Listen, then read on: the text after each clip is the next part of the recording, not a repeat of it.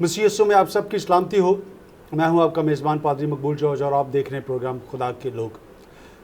नाज़रीन, हर हफ्ते एक नए मौजू के साथ और एक नए मेहमान के साथ हम आपकी खिदमत में हाजिर होते हैं और यकीनन आप इस बात से अवेयर हैं कि जब हम किसी भी मौजू पर बात करते हैं तो एक छोटी सी तहमीद जो है वो ज़रूर हम उस प्रोग्राम के हवाले से, उस मौजू के हवाले से करते हैं।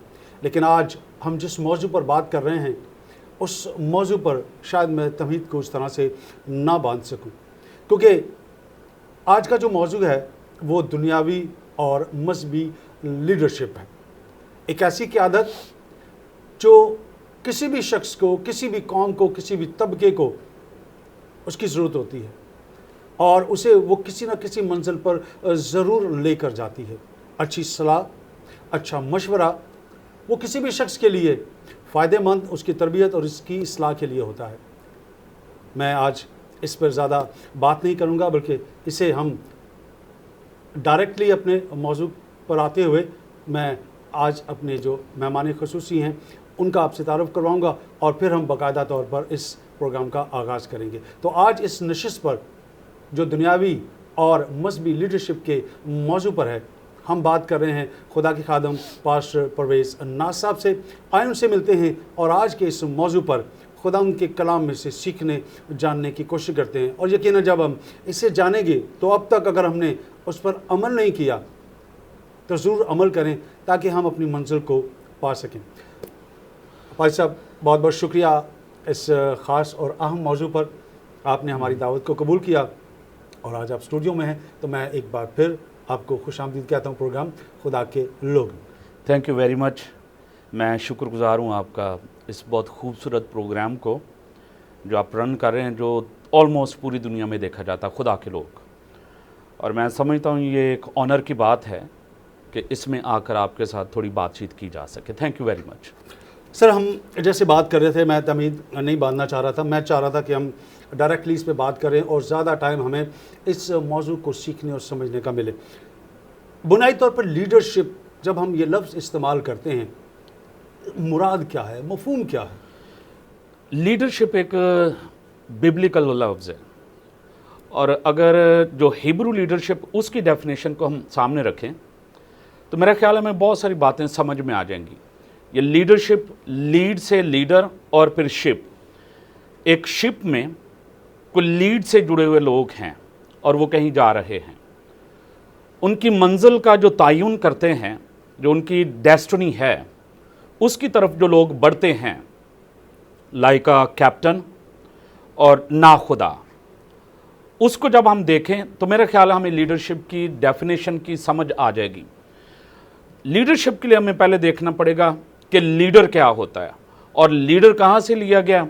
जो बिब्लिकल कॉन्सेप्ट है, ये लफ्ज़ लीड से लीडर लिया गया है और लीड बजाते खुद उसकी कोई वैल्यू नहीं है। लीड कहीं पर जाकर लगती है, वहाँ से कुछ लेती है और आगे जाकर सप्लाई करती है।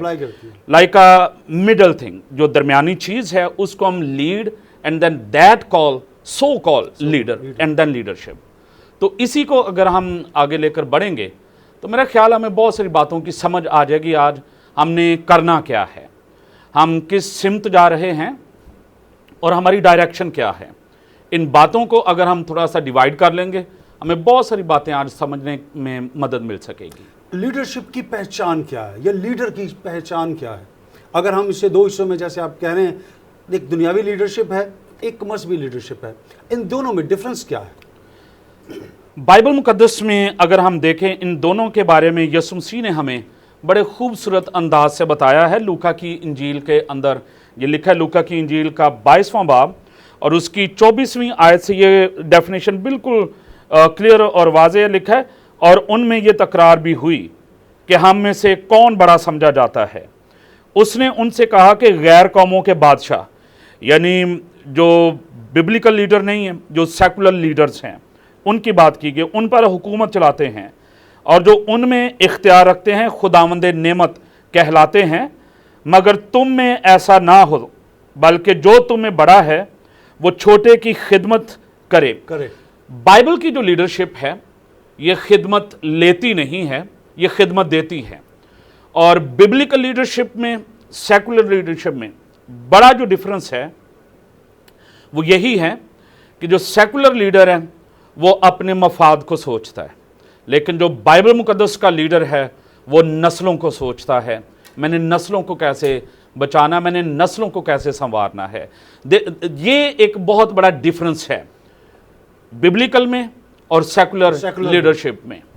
लेकिन क्या आपको लगता नहीं मौजूदा सिनेरियो को अगर देखें, हालात हाज़िरा का अगर मुताला करें, आपने तजर्बा भी किया होगा, मुशाहदा भी किया होगा, लगता ऐसे है कि इस वक्त जो लीडरशिप है, मजहबी लीडरशिप है, वो सेकुलर लीडरशिप को लीड कर रही है और वो वैसी हो गई है जैसे कि दुनियावी लीडरशिप है। वो सर्व इस तरह से नहीं कर रही जिस तरह के सर्व करने की ज़रूरत है।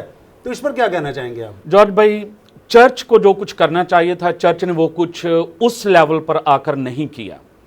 अगर मजहबी लीडरशिप और दुनियावी लीडरशिप को हम डिस्कस करते हैं तो मेरा ख्याल है जो मजहबी लीडरशिप है उसको हर तरह की लीडरशिप को लीड करने का एक मौका मिलता है और उन्हीं को लीड करना चाहिए।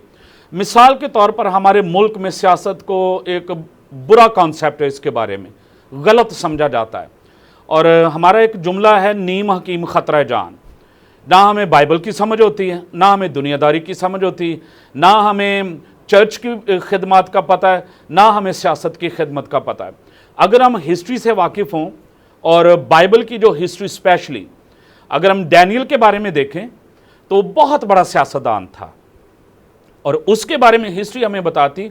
डॉक्टर स्टुअर्ट लिखते हैं कि डैनियल बाइबल मुकद्दस में वो वाहिद लीडर है जो 7 बादशाहों के दौर में वज़ीर आज़म रहा है। अगर आज हमारा कोई मजहबी रहनुमा या चर्च लीडर कोई सियासत में आ जाता है, उसके ऊपर उंगलियां बड़ी उठाई जाती हैं, उसको तरह तरह की बातों का सामना करना पड़ता है कि जी ये इसकी खिदमत नहीं है। मैं इस बात से मुत्तफिक नहीं हूँ। अगर ये उसकी खिदमत नहीं है तो फिर ये किसकी खिदमत है? बाइबल मुकद्दस में लिखा है तुम दुनिया के नमक हो, तुम नूर की मानिद हो। और अगर नूर में रोशनी नहीं है या नमक का टेस्ट नहीं है, नमक तो जिधर भी जाएगा वो अपना टेस्ट ज़रूर रखेगा, वो सियासत में चला जाए, वो चर्च में चला जाए, वो जिधर भी चला जाए। एक बाइबल मुकद्दस का लीडर, मैं इसको कहूँगा कि अगर मसीही लीडर वो किसी जगह पर भी चला जाए वो अपना असर रखेगा, वो सियासत हो या वो मजहब हो, चर्च की खिदमत हो, किधर भी हो।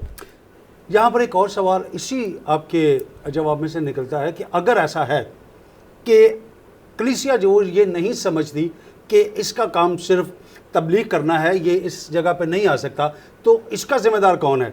क्या उन्हें सही तरबियत नहीं की गई, उनकी इस्लाह नहीं की गई, उन्हें बताया नहीं गया? तो इसमें कसूरवार कौन है? वो जो सामने था, इसमें आप क्या कहेंगे? मेरे ख्याल जो चर्च के लीडर, पाकिस्तानी चर्च जो है ये एकेडमिकली बहुत पीछे रह गया है। हमने हमेशा जो चंद एक बातें, टॉपिक्स हैं जो इब्रानियों के ख़त के 6 बाब में लिखा के पास आओ हम मसीह की तालीम की इब्तदाई बातों को छोड़कर कमाल की तरफ कदम बढ़ाएं। और ये इब्तदाई बातें 6 बातें, वहाँ पर बपतिस्मे का जिक्र है, वहाँ पर तौबा का जिक्र है, हाथ रखने का जिक्र है, अबदी अदालत का जिक्र है, ये 6 बातें वहाँ पर। और पाकिस्तानी चर्चेज़ इन्हीं के गिर्द ज़्यादातर वक्त अपना गुजारते। बच्चे का बपतिस्मा होना चाहिए, बड़े का बपतिस्मा होना चाहिए, दुआ हाथ रख के करनी चाहिए, बगैर हाथ रख के दुआ करनी चाहिए। तो जब हम इस पैराडाइम को शिफ्ट करेंगे, जब हम इससे बाहर आएंगे, फिर हमें पता चलेगा कि चर्च की खिदमत क्या है। अगर आप यीशु मसीह के ज़माने के बारे में देखें, अगर आप रसूलों के अमाल की किताब को निकालें तो हमें वहाँ पर एक रोया, एक विजन मिलेगा। रसूलों के अमाल की किताब का 1 बाब उसकी 6 और 7 आयत लिखा है, बस उन्होंने जमा होकर उससे ये पूछा कि ए खुदावंद, क्या तू इसी वक्त इसराइल को बादशाही फिर अता करेगा? उसने उनसे कहा, उन वक्तों और मियादों का जानना जिन्हें बाप ने अपने ही इख्तियार में रखा है तुम्हारा काम नहीं है। What church leaders are doing, उनकी कैपेसिटी क्या है and what is their call, बुलावा क्या है। हम हर ऑफिस में घुसकर सारे काम खुद ही करना चाहते, वन मैन शो। मैं मजहबी लीडर भी खुद ही बनूंगा, मैं सियासी लीडर भी खुद ही बनूंगा। सबसे पहले इस चीज़ को जानने की ज़रूरत है कि मेरी कॉल क्या है, मेरा बुलावा क्या है।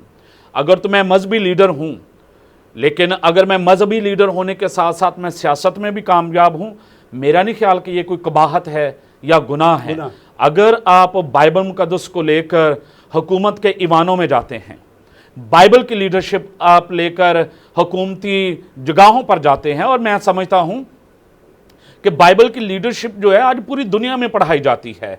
अगर आप आर्मी की लीडरशिप को ले लें, जो जोशुआ की जो पॉलिसीज़ हैं, यशुआ की जो उसने सारी हिकमत अमली जंग में की, जो मूसा का जानशीन था, आज पाकिस्तानी जो आर्मी है, जब तक उसको जोशुआ पॉलिसीज़ नहीं पढ़ाई जाती, नहीं सिखाई जाती, उनकी ट्रेनिंग कंप्लीट नहीं है।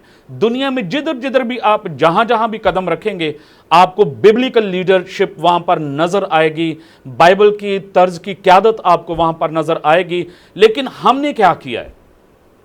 हमने इन सारी बातों को एक कूजे में बंद करके, तो एक कुएं में हम रह गए।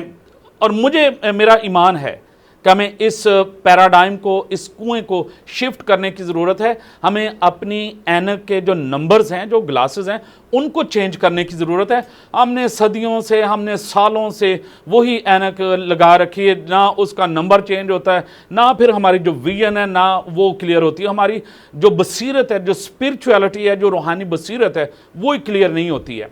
पादरी हिस्कियल साहब से किसी ने एक दफ़ा सवाल किया कि जी क्या आप समझते हैं कि पाकिस्तान में कोई मजहबी या सियासी लीडरशिप है?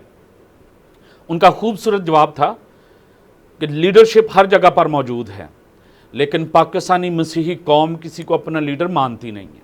उसकी वजह, हम हर जगह पर अपने आप को प्रोमिनेंट करने की कोशिश करते हैं, रहते हैं, और हमारी ये कोशिश होती है कि किसी भी जगह पर मेरा नाम पैदा हो जाए, मैं आगे बढ़ूं, मैं किसी तरह से भी कोई काम करूं। और लीडरशिप पुश करने का नाम नहीं है, लीडरशिप धकेलने का नाम नहीं है, लेग पुलिंग नहीं है। लीडरशिप तो ऐसी बात है, ज़बूर 37 के अंदर लिखा है कि वो तेरे हक को दोपहर की मानिद रोशन करेगा। अगर तेरे हक में, अगर तेरे बुलावे में, अगर तेरी कॉल में लीडरशिप है, तो आपका एक ही जुमला पूरी दुनिया को अपनी गिरफ्त में ले लेगा। आपके एक ही जुमले से दुनिया के कई लोगों की, कई नस्लों की तकदीर वो संवर सकती है। कब इस कुएं से बाहर निकलेंगे, और कुएं से बाहर निकालेगा कौन? डालने वाले तो मौजूद हैं, शायद निकालने वाले भी वही हैं। लेकिन यहाँ हम लेंगे छोटा सा ब्रेक के बाद आकर इस सिलसिले को यहीं से जोड़ेंगे। नाज़रीन, कहीं जाइएगा मत, हमारे साथ रहिएगा। हम बात कर रहे हैं दुनियावी और मजहबी लीडरशिप के हवाले से। बात हम यहाँ एक सवाल छोड़े जाते हैं, उस सवाल पर रहेंगे, और फिर इस सवाल का जवाब हम खुदा के खादम से ज़रूर लेंगे। तो हमारे साथ रहिएगा, स्टे विद अस।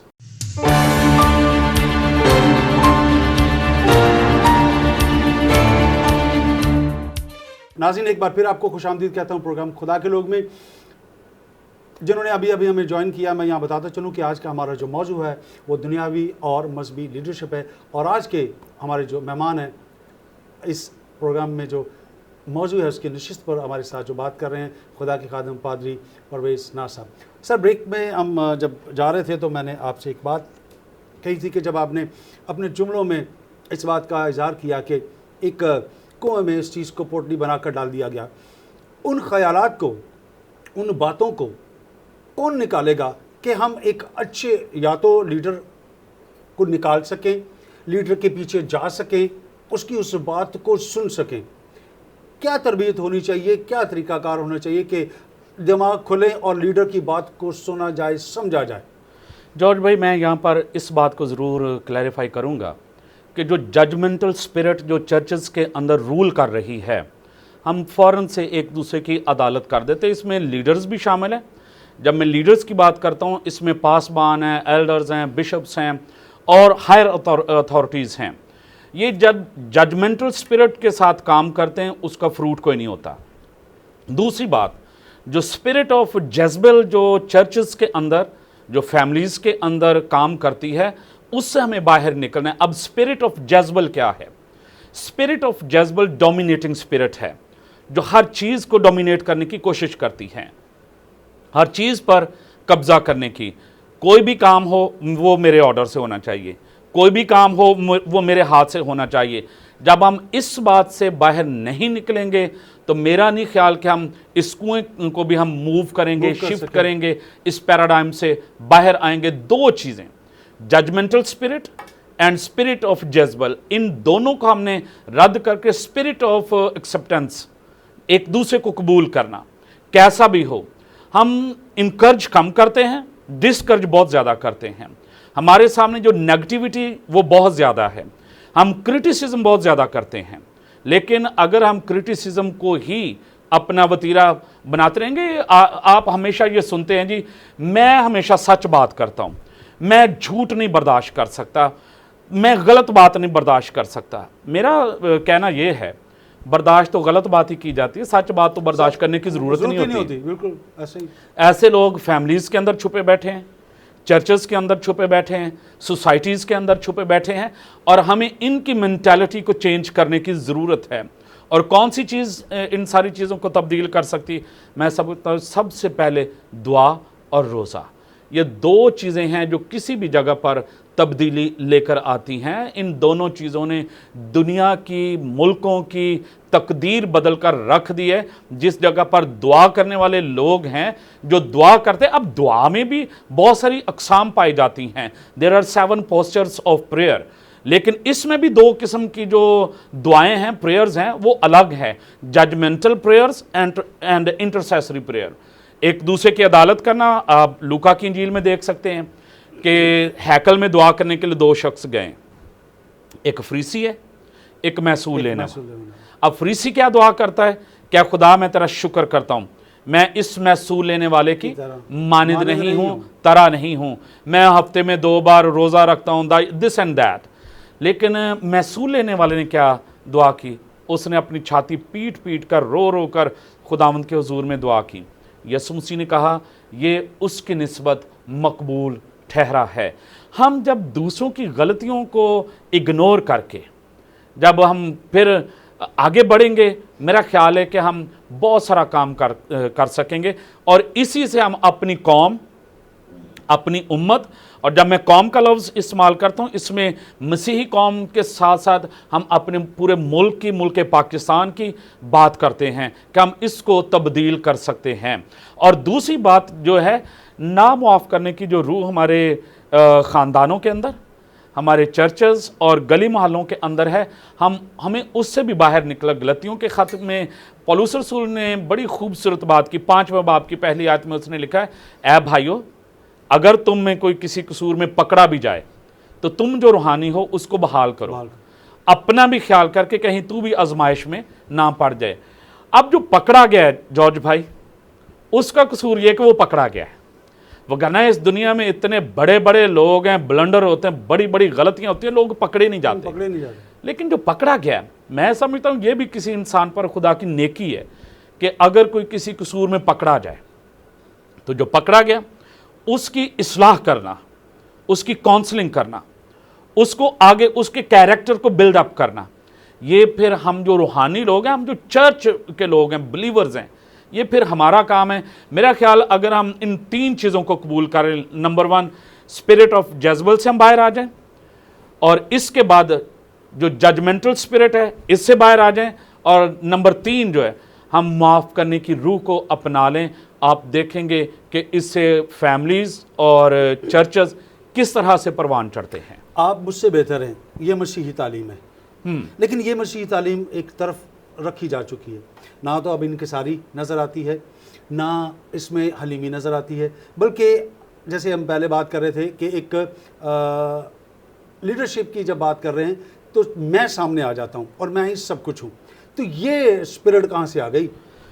जब बाइबल की वर्सेस को, आयत मुबारका को हम गलत तरीके से एक्सप्लेन करते हैं, किसी भी आयत में से हम जब अपना मतलब निकालते हैं तो उसमें बहुत सारी गलत तालीमात आ जाती, बिद्दात आ जाती हैं। अब बिद्दात क्या होती है, बिद्दत क्या है?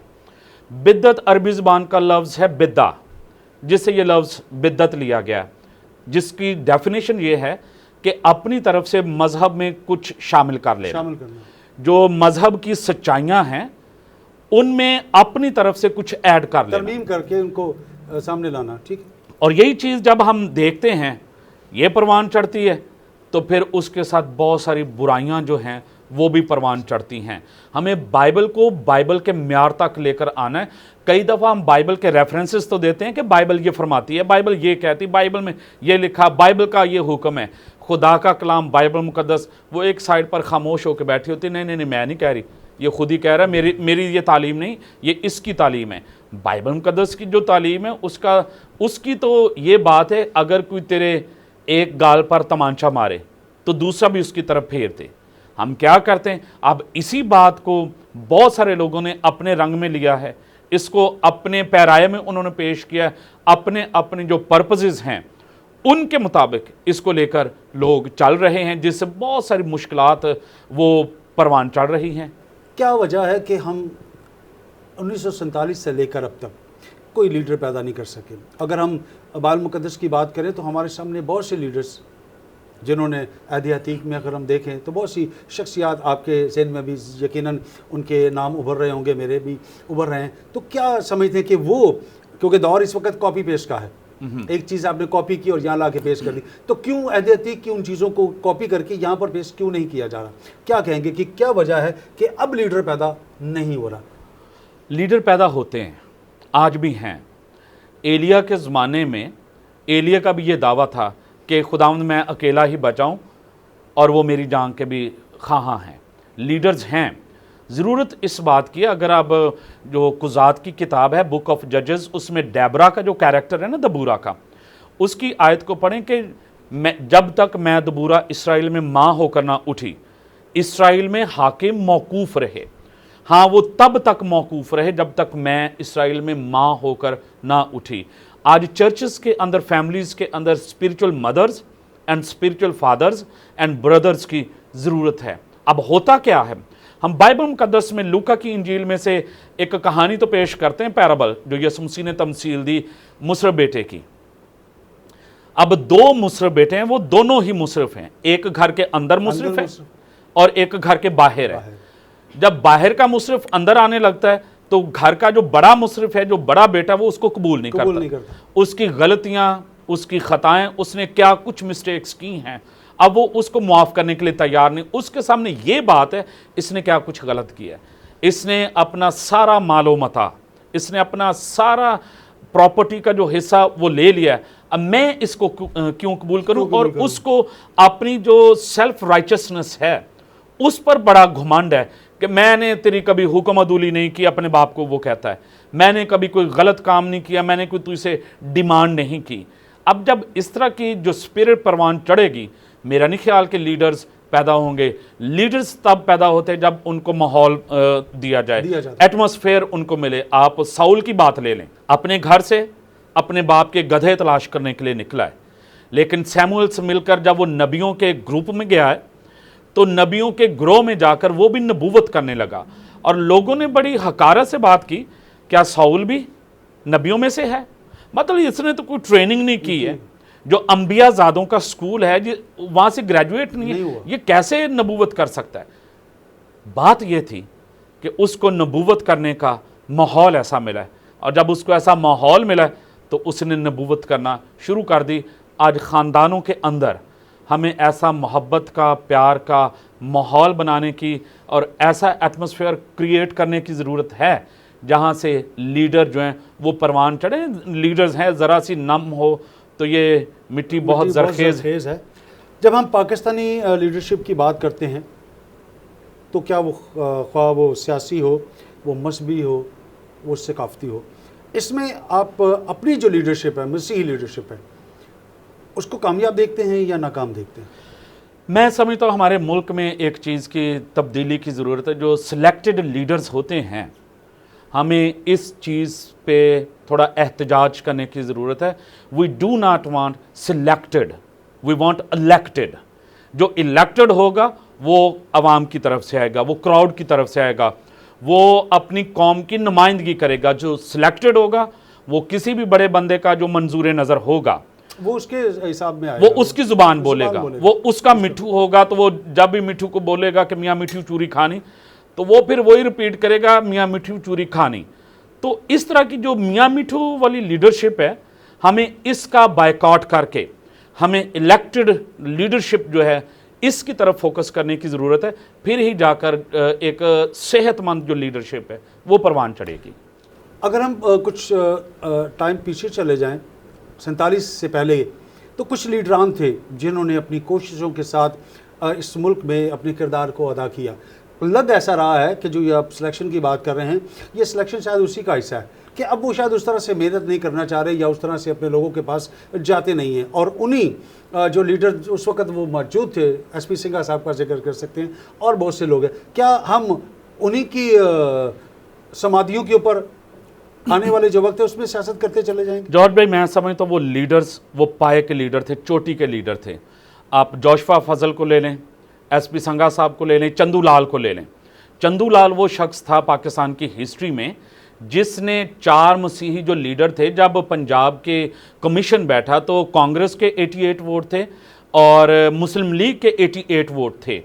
तो अब 4 क्रिश्चियन लीडर थे जिनमें एसपी संघा थे, चंदू लाल थे, जोशुआ फजल थे और चंद और नाम थे। तो इनके वोटों से पंजाब की किस्मत का फैसला होना हुआ। और ये 3 वोट उस दिन कास्ट हुए। एसपी संघा साहब उस दिन वोट कास्ट करने के लिए ना जा सके, इसलिए कि उनका पेट खराब हो गया, बीमार हो गए, वो वोट कास्ट करने के लिए ना जा सके। लेकिन पंजाब असेंबली के बाद रणजीत सिंह, एक जो इंडिया का लीडर था, उसने मसीहियों को, क्रिश्चियंस को एक चैलेंज किया था, ओ क्रिश्चियनों, ये उसके वर्ड्स हैं, हिस्ट्री में लिखे हैं, आज आप पाकिस्तान बनने के लिए अपना वोट तो कास्ट कर रहे हो, लेकिन कल आप पाकिस्तान में अपनी लाशें उठाओगे। चंदू लाल ने और दूसरे जो लीडर्स थे उन्होंने कहा हम पाकिस्तान बना रहे हैं, हम किसी शख्स की किस्मत का फैसला नहीं कर रहे हैं। अगर हम यहाँ पर लाशें उठाएंगे तो शहीदों का जो खून है वो कौम का बीज होता है। अगर हमारा खून इस मुल्क में बहाया जाएगा तो हमारे लीडर पैदा होंगे, और जिस जगह पर खून नहीं बहाया जाता, पसीना नहीं बहाया जाता, वहाँ से लीडर पैदा नहीं होते। और सिलेक्टेड लीडर्स वो कभी भी ये काम नहीं कर सकते, उनका रिमोट किसी और के हाथ में है। They are just like a dummy, remote किसी के हाथ में है, वो जो भी उनका चैनल चेंज करेंगे, जो भी उनकी वो तस्वीर दिखाना चाहेंगे, वो उनकी ज़ुबान बोलेंगे। तो मैं इस बात की फेवर में हूँ, सिलेक्टेड लीडर से निकलकर इलेक्टेड लीडर की तरफ आइए। उसमें फिर आपको पाकिस्तान में अभी भी हमारे नौजवान इतने पढ़े लिखे हैं, उनके अंदर टैलेंट है, वो क्वालिफाइड हैं। आप खेल के मैदान में ले लें, आप तालीम के मैदान में ले लें, आप मज़हब के मैदान में ले लें, जहाँ से भी आप किसी भी नौजवान को इकट्ठा करेंगे, आपको इस मुल्क की तकदीर बदलने वाले बहुत सारे नौजवान आज भी मिलेंगे। लेकिन उनको सिलेक्ट नहीं किया जाता, इसलिए कि सिलेक्टर को ये प्रॉब्लम है कि अगर हमने इनको सिलेक्ट किया, ये हमारी ज़ुबान नहीं बोलेंगे, ये अपनी ज़ुबान बोलेंगे। चल यहाँ लेंगे एक छोटा सा ब्रेक, और ब्रेक के बाद आकर इस बात को भी आगे बढ़ाएंगे कि हमें लीडर यहाँ से लेना है या हमें बाहर से लेना है। नाज़रीन, कहीं जाइएगा मत, हमारे साथ रहिएगा, स्टे विद अस।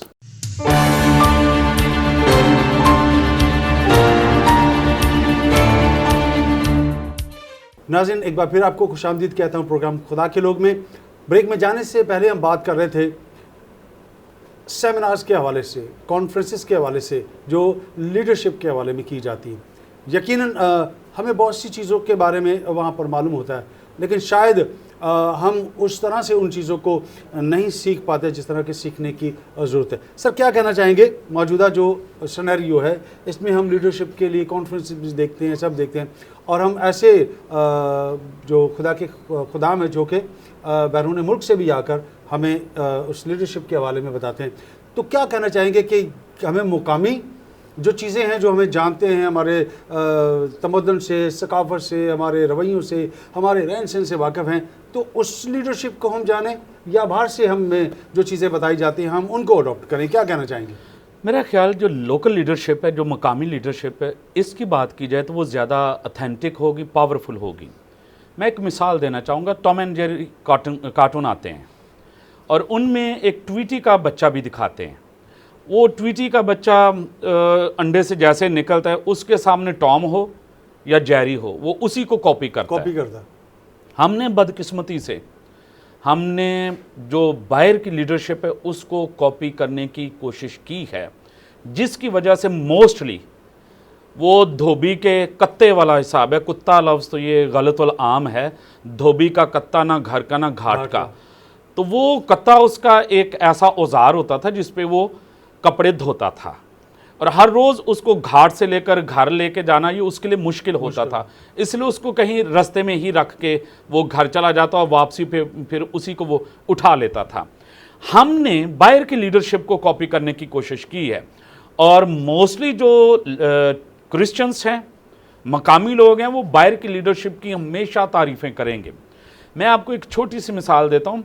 2010 में जब मैं पहली दफ़ा अमेरिका गया, विक्लिफ लिंग्विस्टिक सेंटर में मैं ठहरा हुआ था, और वहाँ पे मैंने देखा कि दो बुज़ुर्ग लोग, हस्बैंड की जो एज थी वो थी 93 ईयर्स और उसकी वाइफ वो 92 की, और वो क्या कर रहे थे, वो यूना की किताब का, हमारी पाकिस्तानी एक कबायली ज़ुबान है गोजरी, जो मरी के इलाका जात में नॉर्दर्न एरियाज़ में बोली जाती, वो उसमें ट्रांसलेशन कर रहे थे।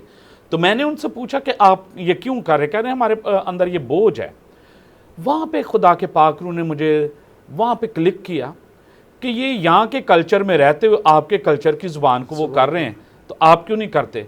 फिर मैंने यूना की किताब पर सर्च करना शुरू की, तहकीक करना शुरू की, और इसी पर मैंने इसी साल में PhD की, डॉक्टर ऑफ मिसियोलॉजी, जो यूना की किताब से है। मैं इस बात को वाजे करना चाहता हूँ, जो बाहर से खादिम आते हैं हम उनके लिए शुक्रगुजार हैं। उनका टाइम, उनका पैसा, उनका जो कुछ भी वो हमारे साथ शेयर करते हैं, हम उनके शुक्रगुजार हैं। लेकिन अब वक्त ये है कि हम मकामी लीडर्स पैदा करें। मकामी लीडर क्यों पैदा करें, क्यों ज़रूरी हैं? जो यहाँ का लीडर होगा, नंबर 1, उसको यहाँ की आबो हवा का पता होगा, कल्चर का उसको पता होगा, तहजीब व तमद्दन से वो वाकिफ होगा, मेरे और आपके प्रॉब्लम्स को वो अच्छी तरह से समझ पाएगा, फैमिली लाइफ को वो अच्छी तरह से जानेगा, प्रॉब्लम्स क्या हैं, हमारा कल्चर फैमिली के हवाले से क्या है, चर्च के हवाले से क्या है, हमारे उठने बैठने चलने फिरने खाने पीने लेन देन ये किस किस्म का है, हमारा स्टाइल क्या है। तो जो इन चीज़ों से वाकिफ़ होगा, मैं समझता हूँ वही हकीकी लीडर बन सकेगा, और बनना भी उसी को चाहिए। और फिर जाकर हम जब काम करेंगे तो फिर देखिए उसके बाद क्या कुछ होता है, वो तब्दीली ज़्यादा बेहतर तौर पर आ सकती है, वो बेहतर होगी। चंद मैंने कहा था कि कुछ लीडरशिप के हवाले से अहद अतीक में से कुछ नाम हैं जो आपके ज़हन में भी उभर रहे होंगे और मेरे भी, तो मैं चाहूँगा कि ज़रूर हम उनका भी जिक्र करें। जैसे कि हम मुकद्दस मूसा को देख सकते हैं, मुकद्दस इब्राहिम को देख सकते हैं, यशवा को देख सकते हैं, और अगर नए अहदनामा में आते हैं तो पौलुस रसूल को देखते हैं। इस लीडरशिप को आप कैसे देखते हैं? देखिए, ये वो लीडर्स हैं जिन्होंने पाकीज़गी को अपना मेयार बनाया है। तो जिस लीडर की ज़िंदगी के अंदर पाकीज़गी है, उसको दुनिया की कोई ताकत बढ़ने से रोक नहीं सकती है।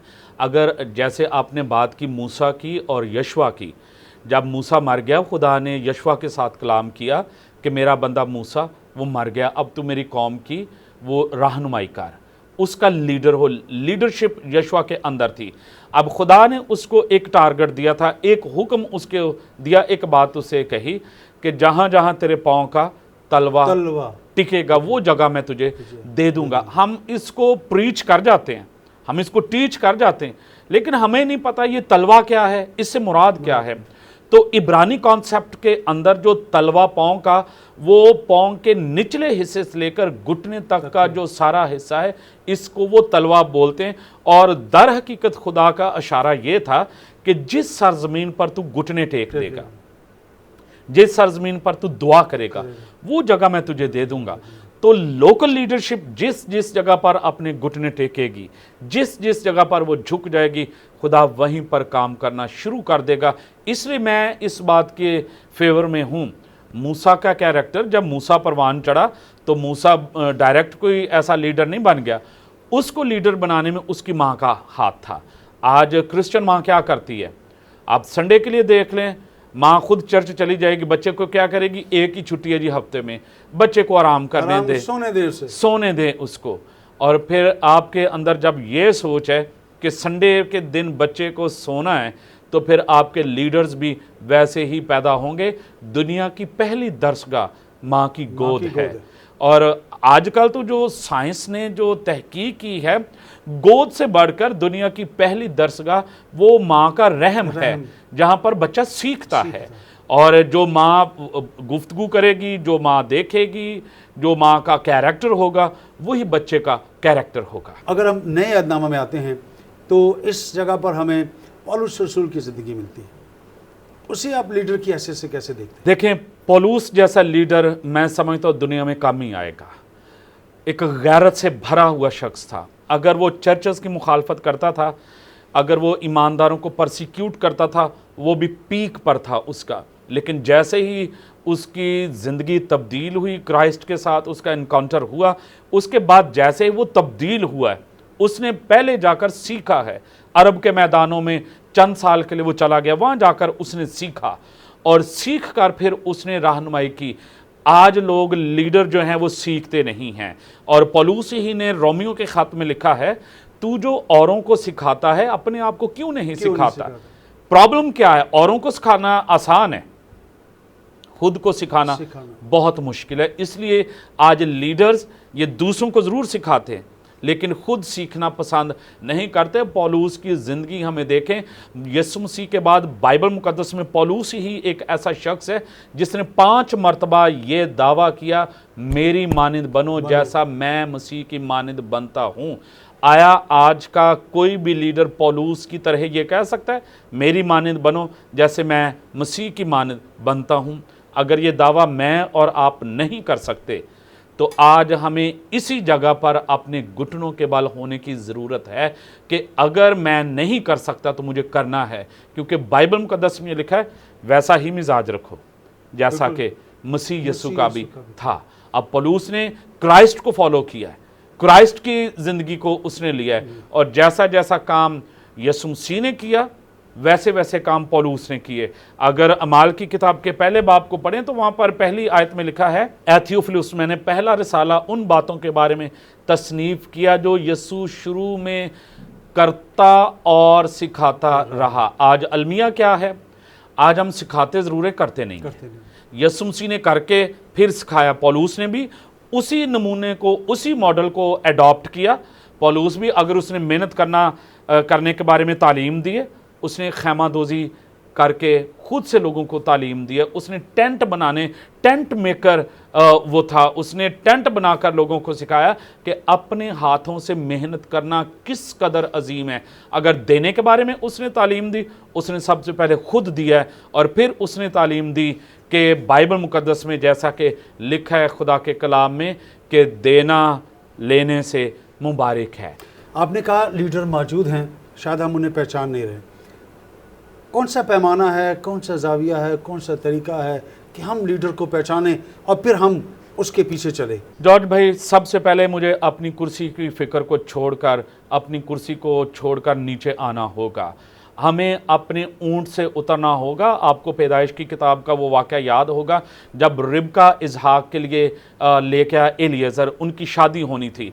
अब बाइबल ये बताती कि इसहाक वो ग्राउंड पर, वो मैदान में था, रिबका अपने ऊंट पर थी। अगर रिबका अपने ऊंट पर ही बैठी रहती तो इसहाक के साथ कभी भी उसकी शादी ना होती। उसका लेवल फ़र्क होता, इसहाक का लेवल फ़र्क होता। आज करना हमें क्या है?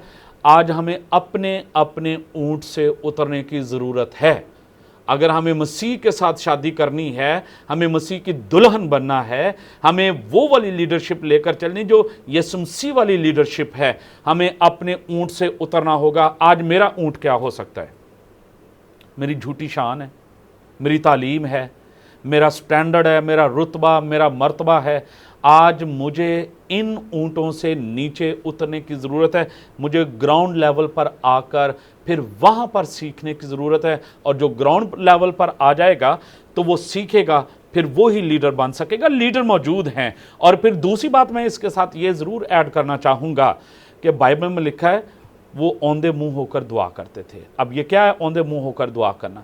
ज़मीन पर लेट जाना, उल्टे होकर लेट जाना, और लेटना इस तरह से कि आपके जो होंठ हैं और फिर आपका जो सांस है ये ज़मीन को टच करे। क्यों टच करे? इसलिए कि आदम की वजह से, आदम के वसीले से ज़मीन लानती हुई।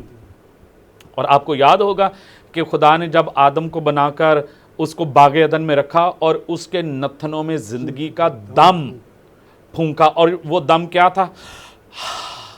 जब खुदा ने उसके नथनों में अपना सांस डाला तो उसने सांस लिया, और वही सांस फिर जब आज हमारे अंदर है, अगर हम ये दावा करते कि खुदा का कलाम हमारे अंदर है, बाइबल मुकद्दस हमारे अंदर है, पाक रूह हमारे अंदर है और खुदा खुद हमारे अंदर है, तो इस लानती ज़मीन पर जब हम औंधे मुंह गिर कर दुआ करेंगे, जो सांस पाकीज़गी का सांस किसी भी सरजमीन को टच करेगा, उस ज़मीन की लानत वहाँ से जाती रहेगी। बहुत बहुत शुक्रिया सर। मैं चाहूँगा कि सिर्फ 1 मिनट है, मैं चाहूँगा 1 मिनट के अंदर आप कलीसिया को कोई पैगाम देना चाहें कि हमें लीडर को पहचानने के बाद उसकी बात को मानना अज़्र बाल मुक़द्दस हमारे लिए क्या अहमियत रखता है।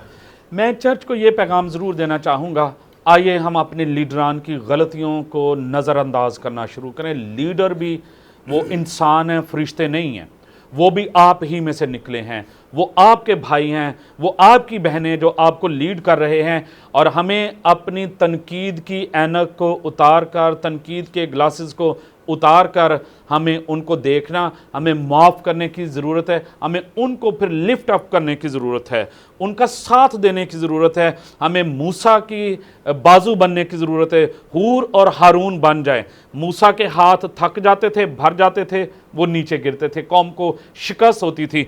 फिर हूर और हारून इन्होंने मूसा के हाथों को थामा।